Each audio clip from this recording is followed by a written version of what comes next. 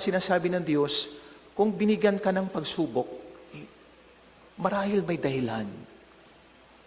It's not yet today for us to understand yung pagsubok, yung trials, yung karamdaman, or whatever.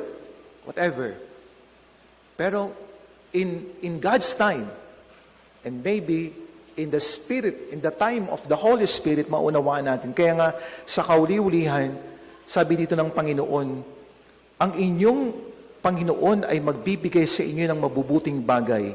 At kung may mga bagay kayong hindi maunawaan sa mga bagay na nangyayari sa buhay natin, ibibigay sa atin ng Espiritu Santo sa mga humihingi sa Kanya. The last word na sinabi ni St. Luke ay, ibibigay sa atin ang Espiritu Santo to understand ang mga nangyayari sa buhay natin.